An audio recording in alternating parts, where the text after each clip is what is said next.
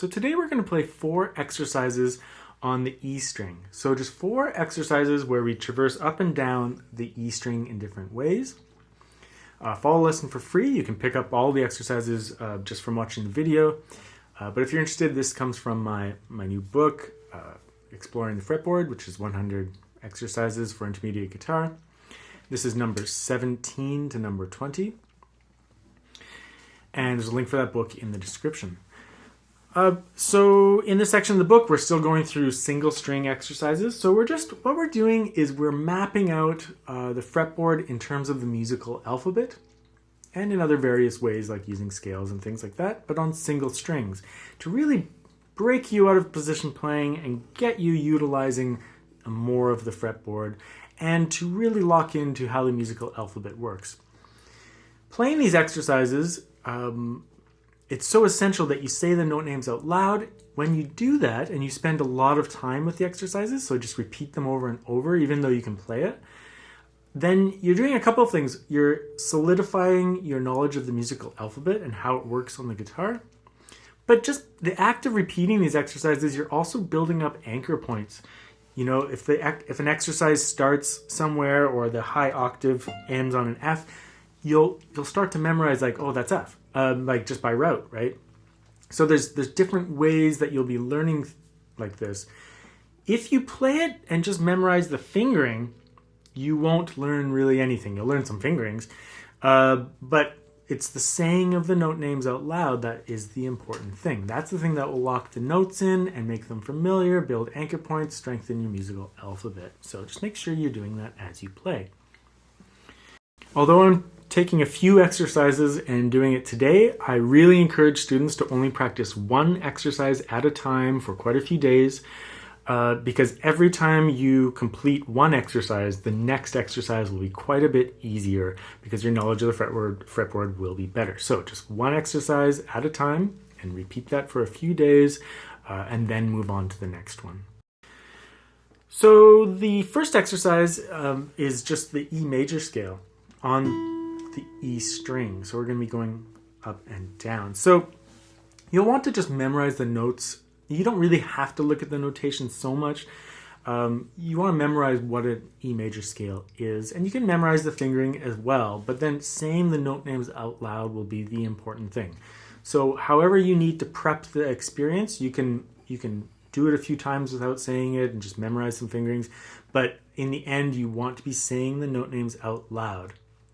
If you figure out how to play it by saying the note names out loud, great. But if you don't, it's okay. By repeating the exercise and doing it, but just simply by doing it, you'll get the same result. So the first one is an E major scale. E, F sharp, G sharp, A, B, C sharp, D sharp, E, D sharp, C sharp, B, A, G sharp, F sharp, E. It's a little bit out of my vocal range, but even if you can just say the note names. You don't have to sing them. You can just say it. So the important thing here is that in this particular exercise, you can really mark your octaves, right? It's from E to E using the notes in E major. After doing all those chromatic scales that we did, I think you'll be somewhat familiar with some of the notes and anchor points. So I hope that helps. The next exercise, number 18, is an F chromatic scale on the first string. We've done lots of these, but we haven't really started them on a different note before. But of course, whenever you play a chromatic scale, the notes are exactly the same. It's just the musical alphabet. F, F sharp, G sharp, A sharp, B, C sharp, D sharp, E, F, E flat, D flat, C, B flat, A flat, G flat, F. So same experience as all those chromatic scales we did. We're just starting and ending on a different note, right? Or like starting on the F, arriving at F, and returning to F. Number 19 is an F major scale on the first string. So remember that B flat, it's in the key signature there. F, G, A, B flat, C, D, E, F, E, D, C, B flat, A, G, F. You might find when you first start playing these exercises, it actually takes you a while to find where the notes are, and that's okay. You take as much time as you need to find those notes. It's just part of the exercise. And every time you do an exercise in this book, you'll be a little bit more familiar with the fretboard, which will make the next exercise easier. So when you're first learning any of these things, if it takes you a really long time, that's okay. Just spend a lot of time working it out. You can work out just a few notes at a time if you like. Just by doing each exercise, you're going to become very familiar with the fretboard. Exercise number 20 is a G major scale on the first string. So now we're starting at the 3rd fret.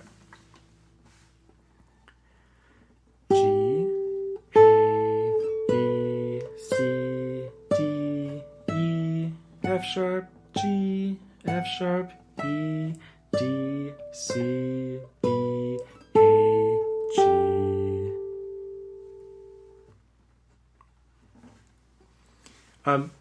Again, we have done lots of chromatic scales, so you might be kind of getting familiar with the upper positions, but by doing this one, you'll anchor some different notes, like the 3rd fret there, and where G is up here. So make sure you say the note names out loud, and when you complete each of these exercises, you should be practicing them only one at a time. When you complete some of these exercises, just make sure that you repeat it for quite a few days, just to let it all sink in. Even if you can play it and do it, make sure you repeat it for a few days to let it sink in, and so that the next exercise is just much easier for you.